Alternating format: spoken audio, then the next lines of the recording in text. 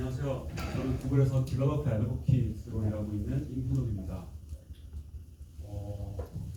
소개를 너무 잘 해주셔가지고 저는 어제 이제 원래 시애틀에서 일을 하고 있고요. 어제 이제 시애틀에서 이쪽으로 넘어왔어요. 오늘은 여러분들한테 조금 생소할 수도 있는 데이터 거버넌스라는 주제에 대해서 얘기를 해보려고 합니다. 오늘 제가 드릴 얘기는 크게 세 가지 정도로 구분을 할 수가 있을 것 같아요. 먼저 여기에 데이터 거버넌스를 주 업무로 하시는 분들 계신가요? 자, 그러면 업무상 데이터 거버넌스를 직접적으로든 간접적으로든 접해보시는 분들은 계신가요? 네, 분 계시네요. 그리고 데이터 거버넌스를 지금까지 단 한 번도 이 단어조차 들어본 적이 없어요. 너무 생소하다 하시는 분들은요. 이렇듯 이제 서로 여기 계신 분들이 이해도가 각각 다르다 보니까 저는 먼저 데이터 거버넌스에 대해 가장 기초적인 그런 이야기부터 먼저 시작을 할 거예요. 그리고 어떻게 클라우드 기술이 데이터 거버넌스의 혁신을 일으켰는지 거기에 대해서 얘기를 하면서 아주 약간의 좀 기술적인 얘기를 할 거고요. 마지막으로 생성형 AI, 젠 AI에 대해서 빼놓을 수가 없겠죠. 이걸로 인해서 데이터 거버넌스가 어떻게 바뀔지 거기에 대해서도 다뤄보려고 합니다. 먼저 제 소개를 잠깐 할게요. 저는 원래 한국에서 게임 기획자를 하는 사람입니다.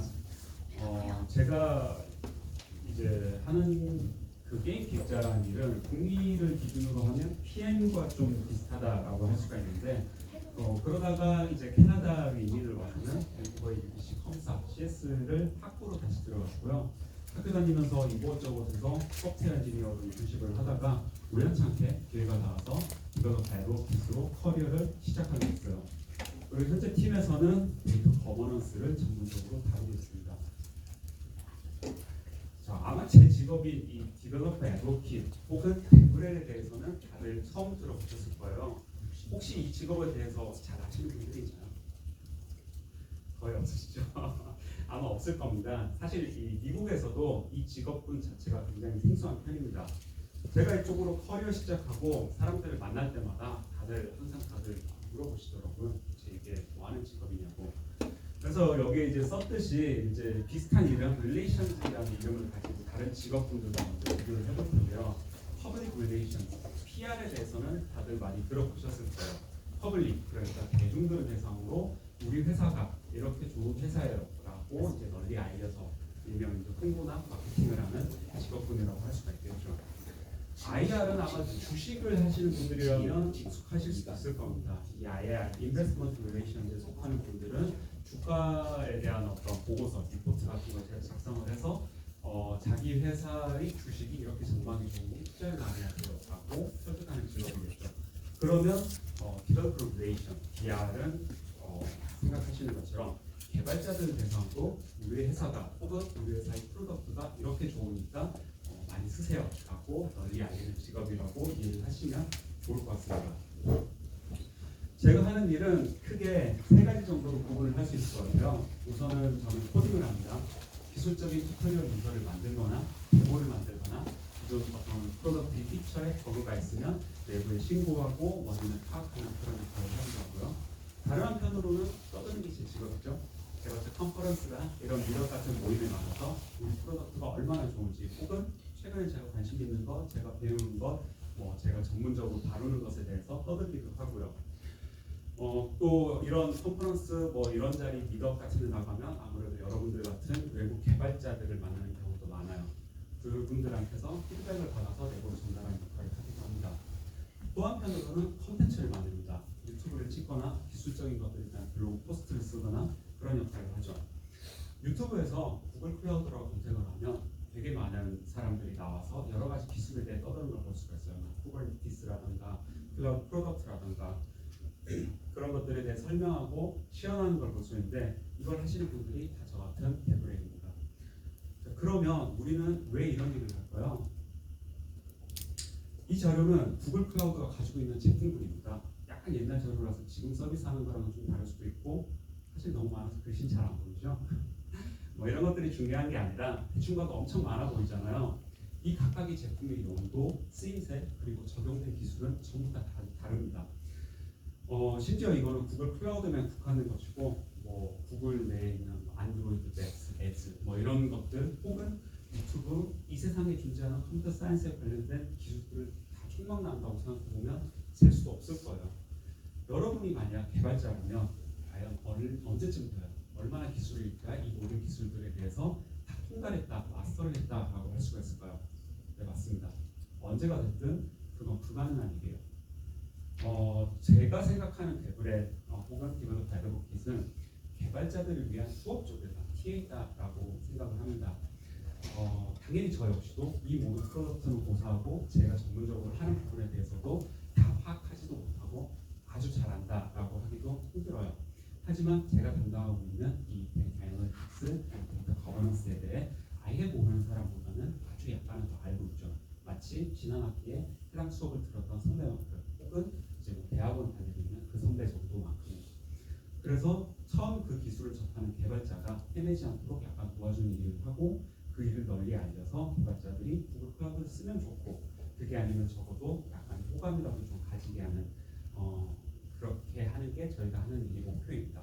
즉 이제 세일즈 방문 판매원이라기보다는 시시코너 직원에 가깝다고 저는 개인적으로 생각해요. 자, 그래서 저는 구글 클라우드의 그 많은 프로젝트들 중에서도 데이터 애널리틱스 팀에 속해 있는데요. 여기서는 빅데이터에 관한 것들을 많이 다루고 있어요. 즉 데이터를 수집하고 전송하고 가공하는 이런 프로덕트를 다루고 있는 거죠. 그러면 이 수많은 서비스들은 결국 무엇을 위해 존재할까요? 바로 여러분들이 데이터를 더 잘 저장하고 처리하고 분석하고 그리고 활용하기 위해서입니다. 데이터가 중요한 핵심 자산 가치다. 뭐 이런 거는 더 말 안 해도 여기 계신 분들이 저보다 훨씬 더 잘 알고 계실 내용이니까 이제 오늘 얘기 본질로 넘어가 볼게요. 자, AI 얘기부터 먼저 시작을 안 할 수가 없겠죠. AI는 엄청난 속도로 발전하고 있습니다. 킨지에 따르면 올해 2025년 기준으로 전 세계 AI 시장이 약 1조 5,600억 달러의 가치를 가질 거라고 하고요. 심지어 이것은 매년 약 40%씩 성장하고 있습니다.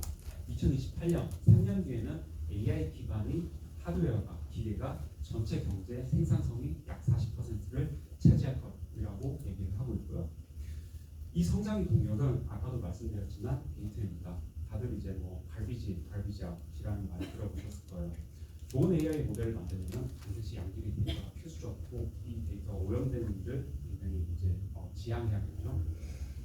하지만 현실에서 우리가 AI를 활용하기 위해서 데이터를 준비하는 과정은 굉장히 여러 가지 어려움이 많습니다.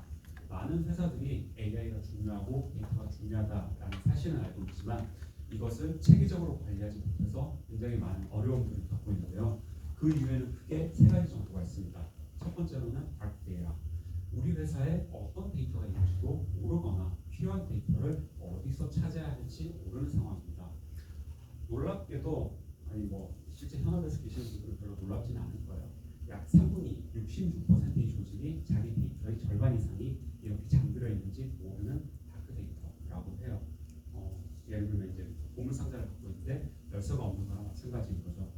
두 번째는 add or missing data. 어렵게 데이터를 찾았다고 해도 그 데이터의 품질을 믿을 수가 없는 경우가 많습니다. 데이터 관련 리더 중에 절반도 안 되는 44%만이 자기 조직이 데이터 품질을 완전히 신뢰한다라고 하는데 과연 이런 데이터로 그 디시전 메이커들이 중요한 비즈니스 결정을 내리기에는 굉장히 힘들 거예요. 그리고 세 번째가 inconsistently garbled data, 즉 데이터에 대한 접근 또한 품질 기준이 부서마다 또 사람마다 제각각인 상황인 거죠. 이렇게 되면 데이터가 여러 군데 분산이 되고 잊혀지는 데이터가 생기고 보안 이슈가 터지고 운영 비용이 올라가고 그리고 생산성이 떨어지겠죠. 자, 그걸 해결하는 게 데이터 거버넌스다 하면 정말 쉬운 일이겠지만 아시다시피 데이터 거버넌스 한마디로 그냥 딸깍하고 해결될 수 있을 만큼 간단한 개념은 아닐 거예요. 그러면 다시 되돌아가서 그래서 데이터 거버넌스는 뭘까요? 여기에 대해서 제 얘기를 계속하기 전에 여러분들이 생각을 좀 듣고 싶은데요. 제가 5분 정도 타이머를 작동할 테니까 여기 앉아 계시는 옆에 앞으로 계시는 분들과 함께 자유롭게 데이터 거버넌스가 무엇인지 그리고 여러분들 각자가 회사나 혹은 학교와 혹은 소비자 입장에서 경험하셨던 데이터 거버넌스에 대해 대화를 한번 좀 나눠보셨으면 좋겠습니다.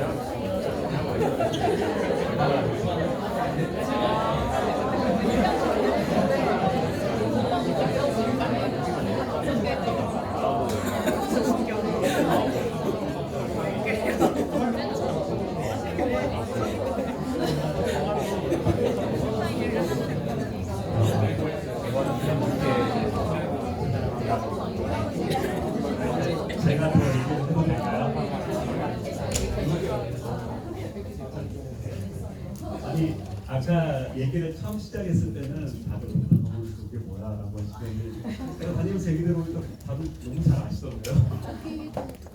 굉장히 이제 오늘 이따가 이제 다음 페이지부터 제가 할 얘기들을 이제 다 결국 다 나온 것 같아서 좀 정리하는 의미에서 이제 하나씩 말씀드릴게요. 제가 여기 단념홈스를 들려온 얘기 중에 이제 몇몇 가지 중요한 키워드가 있었는데 하나가 신뢰, 두 번째 책임 이런 얘기들을 들었어요.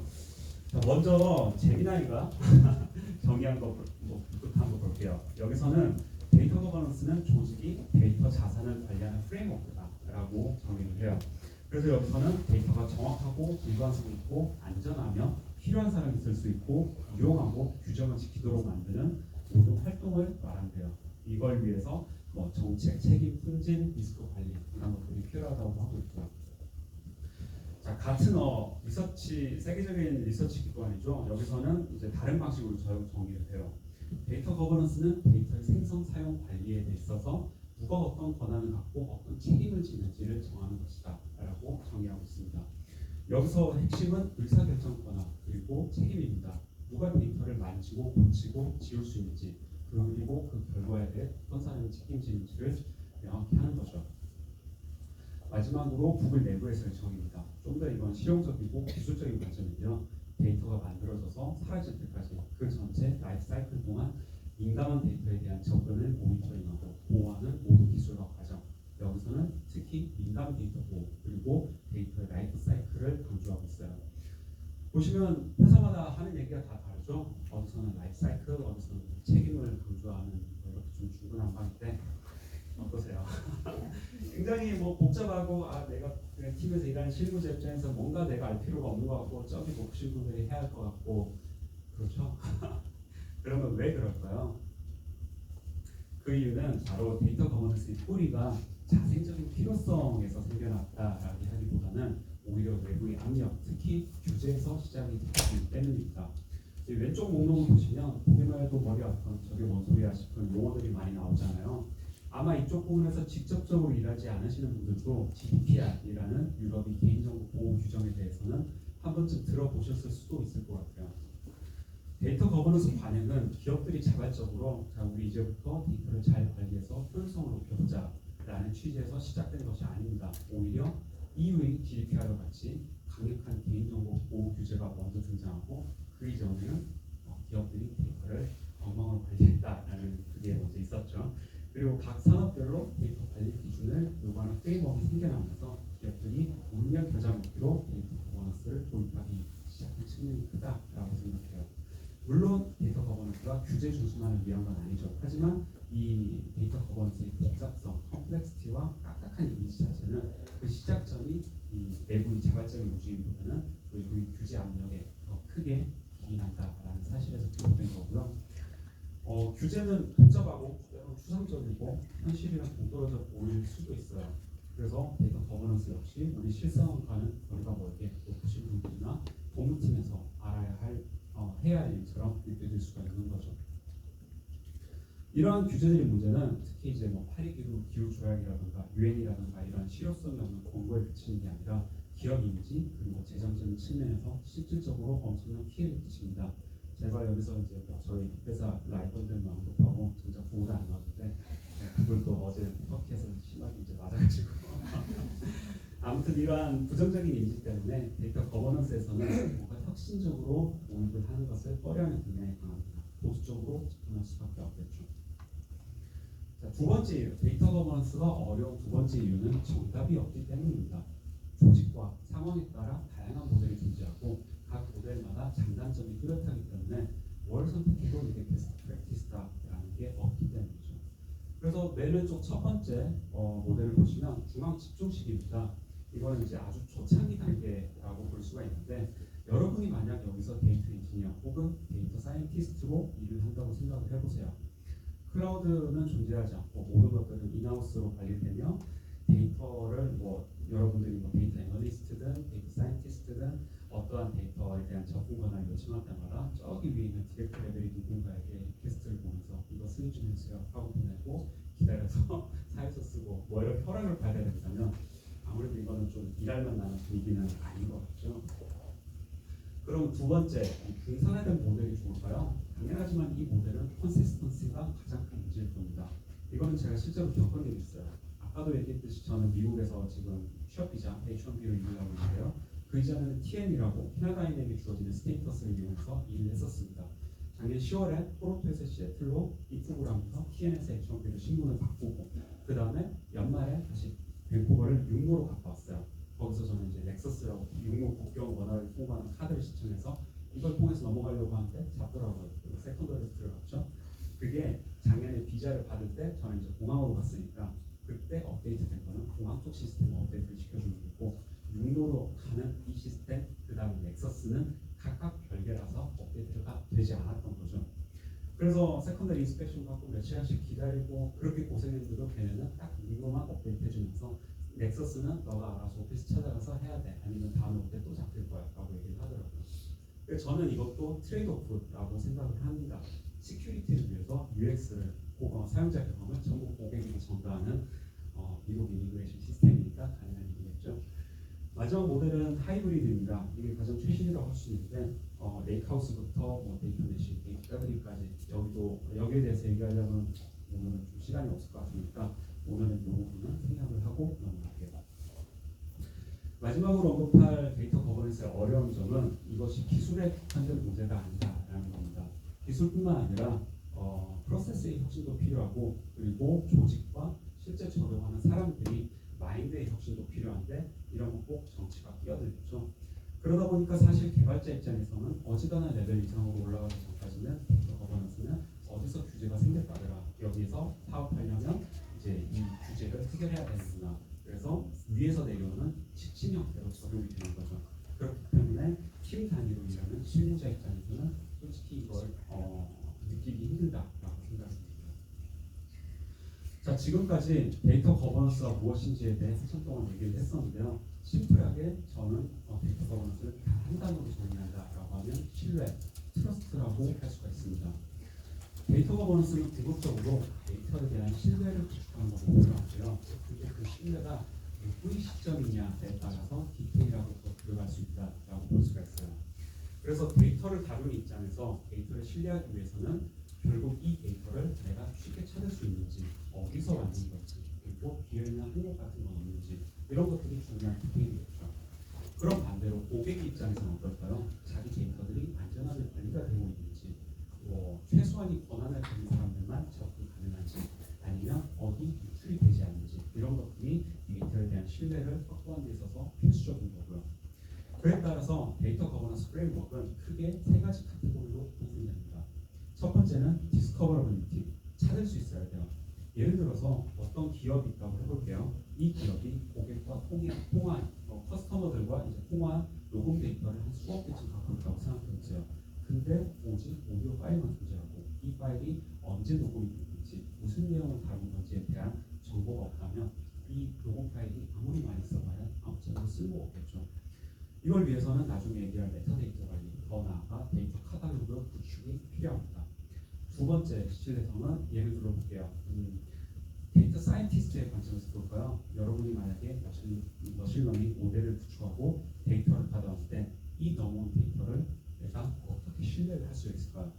예를 들어 유저 비헤이비어, 고객 행동 데이터를 분석한다라고 했을 때 웹사이트 방문 기록이나 앱 사용 정보라든가 구매 내역, 결제 정보 이런 것들이 일반적으로 각각 다른 데이터베이스에 저장이 되잖아요. 근데 만약 이 데이터 최종 데이터 이제 데이터 웨어하우스에 저장된 이 테이블에 데이터 이미지 개보도가 없다면 어떨까요? 어떤 데이터가 문제가 있었을 때 그 원인을 추적하고 이게 왜 이런 데이터가 되는지 파악하는 것이 거의 불가능에 가까울 거예요. 두 번째 카테고리에서 다루는 데이터 퀄리티 그리고 데이터 오너십도 마찬가지입니다. 데이터가 어디서 왔고 그 데이터가 품질이 어떤지를 지속적으로 모니터링하고 누구에게 소유권이 있는지를 명확하게 하는 것이 데이터의 투명성을 확보하는 것에 대한 핵심이고 결과적으로 이제 그 데이터를 신뢰할 수 있게 되는 거죠. 마지막으로 프로텍티브 데이터는 보호되어야 됩니다. 당연히 이제 시큐어한 파이프라인으로 이동하는 건 너무 기본적인 기본이고요. 이상적인 얘기지만 모든 데이터는 필요한 사람에게 필요한 만큼만 노출되어야 되고 그 외의 정보는 아예 접근이 불가능하거나 리렉티브 되거나 마스킹 돼야 되죠. 개발자 입장에서는 가장 귀찮고 까다롭고 그냥 다 언어는 갖고 진행하고 싶겠지만 이게 유출되었다라고 했을 때 소비자 입장에서는 항상은 유출됐죠. 이 세 가지들을 디스커버러블, 트러스티드, 그리고 퍼펙티브는 이 데이터 거버넌스 모든 데이터 거버넌스 프레임워크의 핵심 요소라고 할 수가 있고 이 필러들에서 요구하는 사항을 충족해야지만 데이터에 대한 신뢰를 확보하고 또 효과적으로 활용할 수가 있다고 볼 수 있습니다.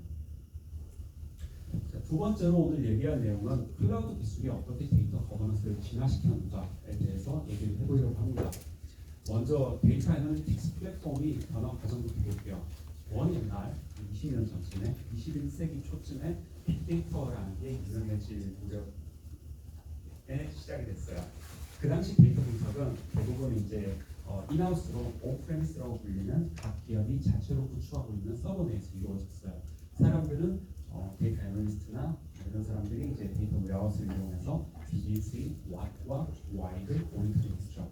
근데 처리한 데이터가 2010년대 정도부터 익스포넨셜하게 커집니다. 그때부터 뭐가 들어가냐면 비디오, 이미지, 오디오와 같은 unstructured 데이터가 들어오기 시작해요. 그러면서 2010년대부터는 데이터 레이크가 대두되기 시작해요. 이 데이터 레이크는 조직이 효과적인 의사결정을 할 수 있도록 머신러닝 기반 솔루션을 제공했었고요. 하지만 여기서 중요한 차이점이 이 두 시스템, 데이터 레이크랑 데이터 웨어하우스는 서로 일반적으로 다른 팀에서 매니지되고 그러다 보면 이제 한 곳에서 데이터를 분석하기가 어려워져요. 무슨 말이냐면 데이터 엔지니어들이 이걸 이제 해결하기 위해서 데이터를 계속해서 이제 이동하고 계속해서 이제 복제된 데이터가 생성되고 많은 이제 데이터 프리프로세싱 전처리 작업을 수행해야 되는데 이것은 비용과 유지 관리 그리고 지연 시간 측면에서 코스트가 엄청나게 많이 들죠.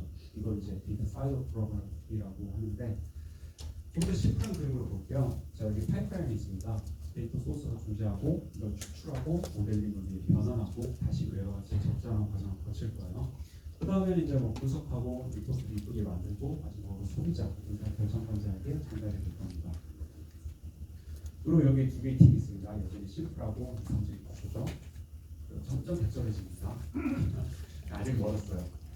사실 대부분의 회사는 이런 식으로 돌아갈 겁니다. 그 아웃사이더의 시선에서 보면 데이터 소스는 여기저기 흩어져 있고 이게 계산돼서 온갖 중국 데이터가 혼재되어 있으면 보고서는 일관적이지 않고 그 결정권자는 혼란스럽죠. 그래서 아까의 데이터를 좀 더 일반화시키면 이런 모습이 될 거예요. 아까 설명드렸다시피 우리가 일을 하면서 얻을 수 있는 데이터는 굉장히 여러 가지 타입이 존재하고 그에 따라 저장 방식이 달라지면서 복잡도가 늘어나는 걸 볼 수가 있죠.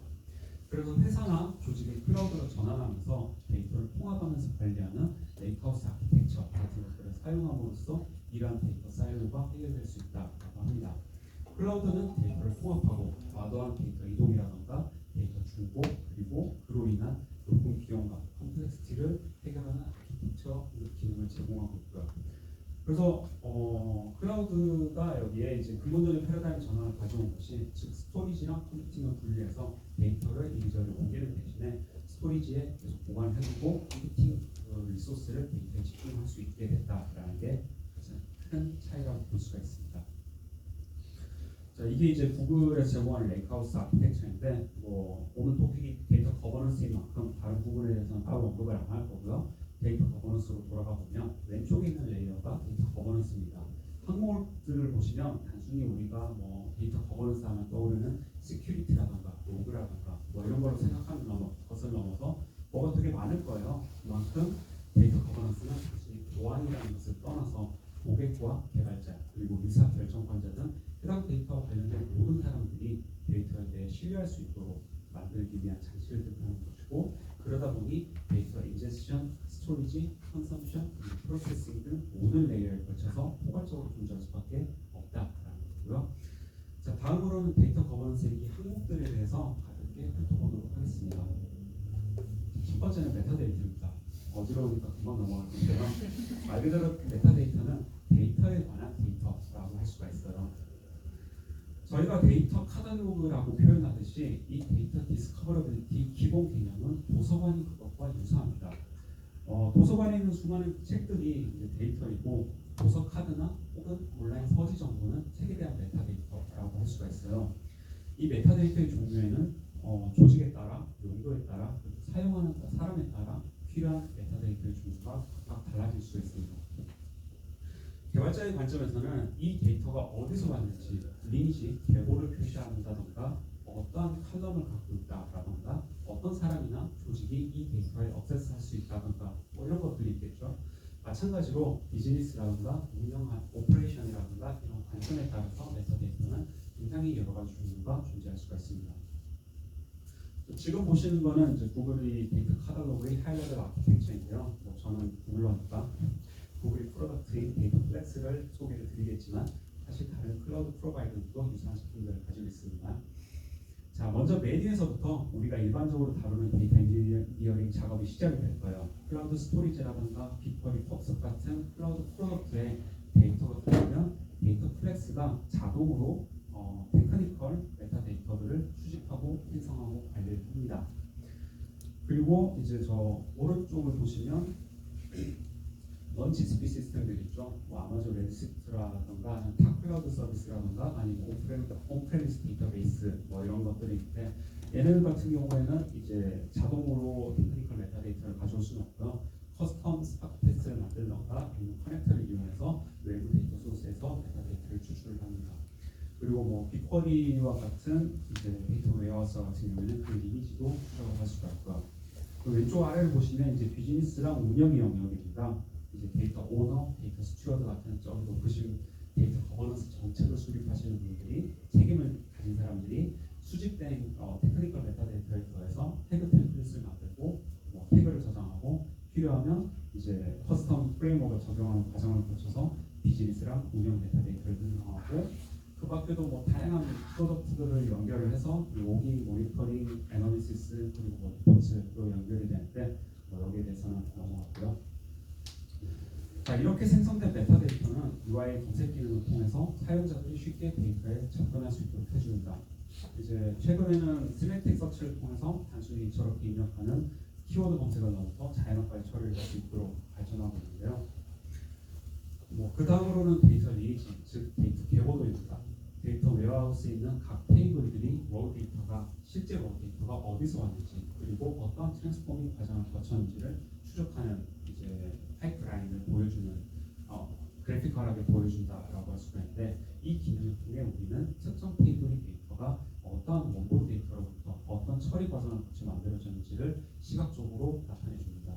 그래서 만약에 분석 결과가 이상하면 이 계보를 거꾸로 추적해가서 어느 단계에서 문제가 발생했는지 쉽게 원인을 파악할 수 있도록 해주는 거죠.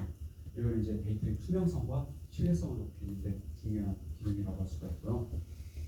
지금 시간이 많지 않을 것 같아서 하나만 더 소개할게요. 데이터 마스킹입니다. 구글에서 데이터 마스킹은 클라우드 DLP라는 제품을 통해서 제공합니다. 다들 아시다시피 뭐 핸드폰 번호라든가 신 넘버라든가 이런 민감한 데이터가 외부로 유출되는 것만큼 끔찍한 일이 없잖아요. 단순히 이게 이제 외부로 유출되는 걸 떠나서 팀 내에서도 각각 권한을 다르게 가져야 될 필요성이 있습니다. 예를 들어서 이제 이 데이터를 전문적으로 다루는 데이터 사이언티스트랑 오늘 입사한 인턴과 같은 권한이 주어져 가지고 들어오자마자 이런 민감한 정보를 다 노출되게 한다든가 해서는 곤란하잖아요. 이제 그걸 방지하기 위한 기술입니다. 기본적인 개념은 간단해요. 예를 들어 우리가 만든 어떤 앱을 만들었어요. 그때 이제 데이터와 이제 데이터베이스에 들어왔을 때 이 워 데이터를 클라우드 DLP API를 거쳐서 PIR, 즉 개인 식별 정보와 같이 민감한 데이터를 정확하게 식별하고 필요에 따라서 조치를 취하는 거죠. 그 프로세스 워크플로우를 이제 크게 두 단계로 구분할 수가 있는데 첫 번째는 인스펙션입니다. 어떠한 민감한 데이터인지 탐지하는 단계가 있고 그 다음에 de-identification, 즉 익명화 단계로 나뉩니다.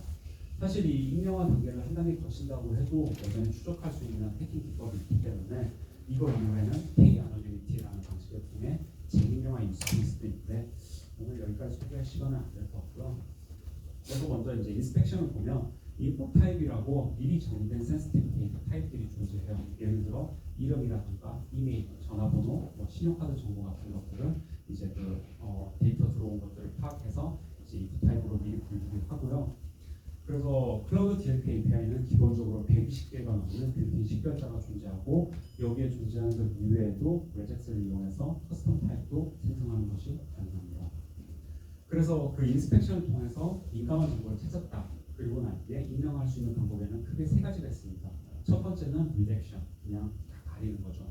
둘째는 이제 해싱이나 토커나이징을 통해서 이렇게 암호화된 데이터로 처리할 수 있는 방법이 있고요. 마지막으로는 이제 포맷을 유지한 채로 하지만 이제 암호화하는 그런 방법입니다. 이런 기술들은 이제 아까 말씀드린 데이터 액세스랑 결합이 되어서 특정 권한을 가진 사람에게만 노출하게 한다던가 아니면 특정 권한을 가진 사람에게는 암호화해서 보인다던가 하는 역할을 하게 됩니다. 자, 지금까지 데이터 거버넌스의 기본부터 클라우드를 통한 진화까지 살펴봤어요. 이야기를 이제 슬슬 마무리해야 되는데 AI를 언급하지 않고 넘어갈 수는 없겠죠. 그래서 LLM, 즉 GenAI를 통한 챌린지 그리고 오퍼튜니티에 대해서 간단하게 한번 알아볼게요. 모든 기술이 그렇지만 LLM 역시 양날이 건 것 같습니다. 이것이 모든 문제를 다 해결해 줄 수 있다라고 생각하시는 분들이 여기에 안 계실 것 같은데 뭐 한편으로는 전에는 어떤 새로운 이제 해킹 기법, 보안 위협 같은 거 혹은 데이터 편향 같은 복잡한 과제를 맡겨주기도 하지만 다른 한편으로는 데이터 거버넌스의 많은 과정을 자동화하고 혁신할 수 있는 새로운 기회를 제공할 수 있다라고 볼 수가 있고요. LLM이 가장 큰 특징이 뭘까요? 저는 이제 프롬프트라고 생각을 해요. 그 프롬프트로 컴퓨터랑 소통할 수 있다. 자연어를 통해서 더 이상 복잡한 이제 코드를 쓰지 않아도 소통할 수 있다는 개념은 지금 뭐 저는 매일같이 쓰고 있지만 그래 아무리 그래도 굉장히 신기한 개념이라고 생각을 합니다. 이 복잡한 절차 없이 간편하게 대화할 수 있다는 인터페이스가 정말 좋지만 여기에 이제 문제가 있는데 이 프롬프트 안에 질문과 지시사항과 상황 정보, 예시 뭐 이런 것들이 전부 다 포함되다 보니까 이걸 이용해서 프롬프트 엔지니어링 같은 새로운 분야가 떠오르기도 하지만 새로운 보안 공격 방법도 떠올랐죠. 바로 프롬프트 인젝션입니다. 이것은 이제 공격자가 LLM에게 보내는 명령, 즉 프롬프트를 교묘하게 조작해서 AI가 원래는 하면 안 되는 일을 하도록 속이는 공격이죠. 여기 예시가 있습니다. 자, 이미지를 입력해 놓고 이거 편집해 주세요라고 부탁을 하는 거예요. LLM은 여기 사진 인물을 바로 알아보고 실존 인물 희화는 나한테 라고 거절을 합니다. 이것만 해도 굉장히 대단한 기술이죠. 자, 이렇게 추가적인 익스트랙션인데 간단히 오해할 수가 있습니다. 사실 이런 재밌게 이 밑에 사진은 없어요. 이렇게 이제 재밌는 활용을 하거나 엉뚱한 답변을 유도하는 것은 사실 귀여운 수준이지만 민감한 분들을 유출하거나 시스템을 조작한다면 어떻게 될까요? 운영자의 비밀번호를 달라, API 키를 달라. 그래서 우리는 LLM이 들어오는 모든 입력을 의심하고 검증해야 하고 또 이 GenAI가 시스템의 중요 기능에 직접 접근하지 못하도록 안전한 경계를 설정하는 것이 굉장히 중요합니다. 다음으로는 툴 포이즈닝입니다. 요새 MCP라는 얘기 들어보셨을 거예요. 이 MCP를 쉽게 말하면 AI 에이전트를 위한 USB-C라고들 얘기를 합니다. 그만큼 간편하게 활용 가능한 굉장히 강력한 인터페이스를 제공해서 어떤 모델이든 어떤 명령이든 아주 쉽게 쓸 수가 있죠. 하지만 이것은 기본적으로 안전하지 않습니다. 퀵슬리라는 회사에서 테스트했던 MCP 서버 구현이 약 43% 이상에서 안전하지 않은 쉘 호출을 발견했다라고 하는데요. 지금 오른쪽에 있는 이 코드는 대표적인 툴 포이즈닝의 예시입니다. 겉으로 보기에 제일 위에 있는 헤더랑 밑에 있는 리턴값만 보시면 간단한 애드 명령이고 A랑 B를 인풋으로 받아서 그걸 그것에 리턴하라라는 건데 하지만 그 안에서는 여러분이 SSH 키를 훔치고 있어요. 이러한 위협 때문에 전 세계적으로 AI에 대한 새로운 규제가 또 만들어지고 있습니다. 대표적인 것이 EU AI Act, AI 법입니다. 이 법은 특히 고용이나 의료, 교육처럼 사람에게 큰 영향을 미치는 공기업 AI 시스템에 대해 굉장히 엄격한 데이터 관리 기준을 요구하고 있어요. 지금은 아니고 한 몇 년 전쯤에 아마존이 새로운 이제 하이링 시스템을 AI에 유도한다라고 했다가 의도적으로 이제 여성 지원자를 스크리닝에서 혹은 여성이 이름을 가진 지원자를 스크리닝에서 걸러내는 이제 불미스러운 일이 발생해서 이제 그걸 배제를 했었는데 이런 부분에 대한 것들을 관리 기준을 높여주는 새로운 규제가 이제 또 만들어지게 되는 거죠. 그래서 학습에 사용되는 데이터가 편향되지 않고 품질이 높으면서 어떻게 관리되었는지 이 모든 과정을 문서화하도록 의무화하고 있습니다. 이걸 지키지 않으면 엄청난 벌금을 물리고 있다. 하지만 이런 여러 가지 도전을 받고 있음에도 불구하고 LLM이 도입률은 앞으로도 늘면 늘지 줄어들지는 않을 거예요. 가장 큰 이유가 LLM 그 자체가 그 문제를 해결할 수 있는 강력한 도구이기 때문인데요. 저는 앞으로 LLM으로 인해서 데이터 거버넌스는 두 가지 방향으로 크게 진화할 거다라고 예상을 하고 있는데, 하나는 다이나믹, 둘째는 에이전틱입니다. 먼저 다이나믹, 동적인 변화를 말씀드리면, 먼저 자동화된 데이터 디스커버리를 예시로 들 수 있을 것 같아요. 아까 제가 메타데이터를 말씀을 드렸잖아요. 지금까지 메타데이터 활용은 데이터를 데이터베이스에 담을 때 일일이 이 데이터는 고객 정보다, 저 데이터는 매출 기록이다라고 정리를 해야 했습니다. 만약 이거 소홀히 하면 데이터 레이크가 아니라 데이터 소스, 즉 늪이 되고 그 늪 안에 있는 데이터는 영영 찾을 수 없게 되어버렸죠. 하지만 이제는 LLM의 데이터베이스를 스스로 분석해서 데이터의 의미를 파악하고 설명까지 달아주는 자동 데이터 카탈로그를 만들 수 있을 거예요. 또한 데이터 퀄리티나 품질 관리에도 선제적인 액션을 취할 수가 있어요. 우리가 일반적으로 데이터베이스를 처음에 이제 그 마이그레이션을 할 때 데이터 프로파일링을 통해서 이 안에 어떤 스키마가 존재하고 이 스키마의 뭐 평균값은 얼마다 뭐 이런 것들을 이제 분석을 해주는데, 이제 그 단계에서 LLM이 도입을 한다면 데이터를 보고 이메일 또는데 형식에 맞지 않은 데이터가 있다라던가 주문 날짜는 비어 있으면 안 된다 같은 데이터 품질 규칙을 우리가 설정하지 않고 자동으로 제한하거나 아니면 생성할 수 있을 거예요. 마찬가지로 앞서 얘기했던 데이터 클래시피케이션, 마스킹 등에서도 LLM은 패턴을 쉽게 찾아내고 외부로 노출되기 전에 마스킹해주는 역할을 자동화할 수도 있을 겁니다. 그리고 이러한 단순한 자동화 작업을 넘어서 요즘 대세는 이제 에이전틱이라는 개념이잖아요. 에이전트는 사람이 지시 없이도 스스로 목표를 세우고 계획하고 또 행동하는 자율적인 AI를 의미하는데요. 이 에이전틱 거버넌스들은 이런 AI 에이전트들을 이제 멀티플로 모아서 데이터 거버넌스의 각 단계를 스스로 수행할 수 있는 단계인 거죠. 예를 들어서 데이터 퀄리티에 어떤 문제가 발생했다라고 가정을 해볼게요. 현재 클라우드 시스템 상으로는 문제가 생기면 이제 이메일로 경고 리포트가 발송이 되고, 그럼 이제 자고 있던 오컬 담당자가 일어나가지고 확인하고 원인을 찾고 문제를 해결하고 정답인지 테스트하고 다시 배포하는 이 과정을 거쳐야 될 거예요. 이 과정은 짧으면 몇십 분, 길면 며칠이 걸리겠죠. 하지만 에이전틱 거버넌스 시스템 하에서는 모니터링 에이전트가 실시간으로 문제를 보지, 그 다음에 진단 에이전트가 원인을 분석하고, 복구 에이전트가 문제를 해결한 뒤에 이 보고 에이전트가 담당자에게 문제가 발생했지만 이렇게 해결했습니다, 혹은 이렇게 해결할 수 있습니다 라고 보고를 하겠죠. 이 모든 과정이 사람의 개입 없이 혹은 최소한의 사람의 개입으로 몇 분 안에 굉장히 짧은 시간 안에 끝날 수 있을 거고요. 물론 여기서 어카운터빌리티를 배제할 수는 없습니다.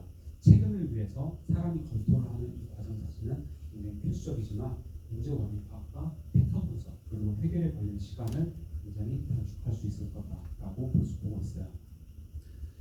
자, 오늘 우리가 살펴본 것처럼 LLM은 데이터 거버넌스의 새로운 숙제 그리고 강력한 도구가 될 수 있는 잠재력을 동시에 가져다 주고 있어요. 이것은 이제 현업에서 굉장히 빠른 속도로 발전하고 있고요. 이러한 미래를 준비하기 위해서 우리가 할 수 있는 일은 결국 기본으로 돌아가는 것이다 라고 생각합니다. 즉 고품질이 잘 정리된 그리고 안전하게 관리되는 데이터의 기반을 구축하고 베스트 프랙티스를 위해서 일을 하는 거죠.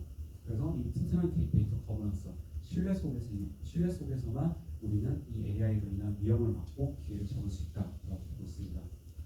제가 준비한 건 여기까지고요. 감사합니다.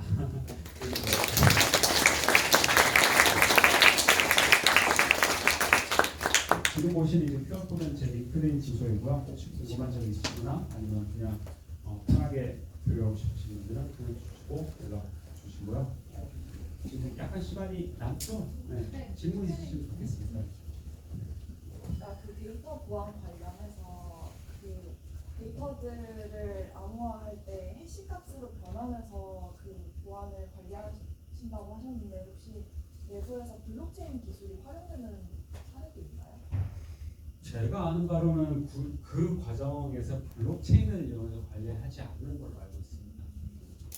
혹시 그런 뭔가 특정한 이유가 있을까요?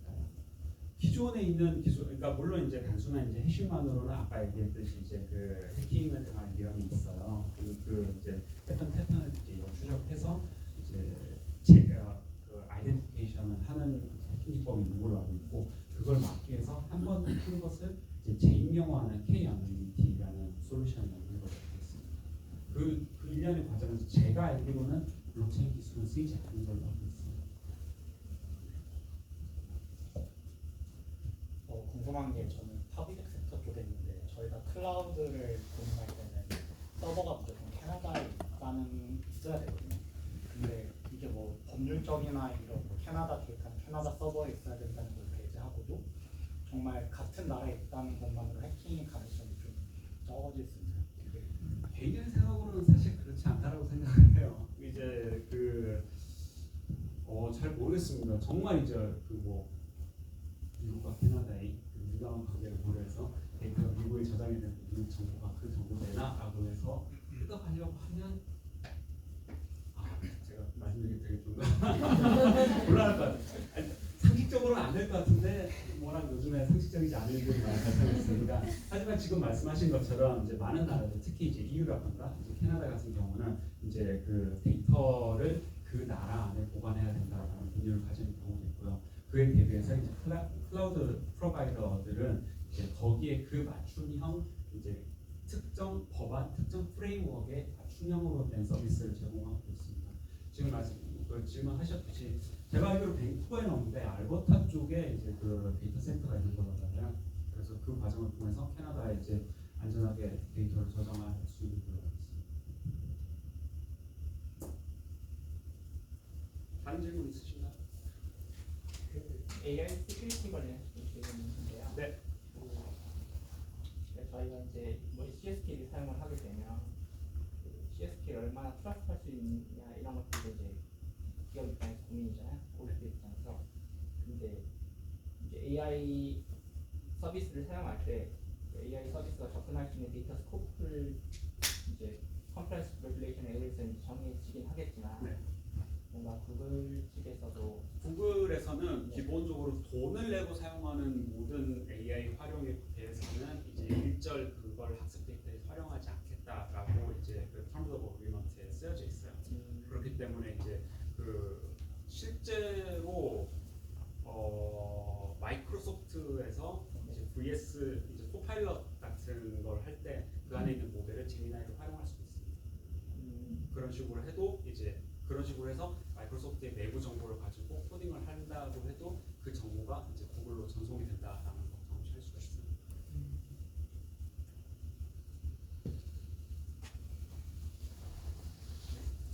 그 compliance and risk regulation 있잖아요. 네. 그 파인이 구글이 계속 받잖아요. 그렇죠.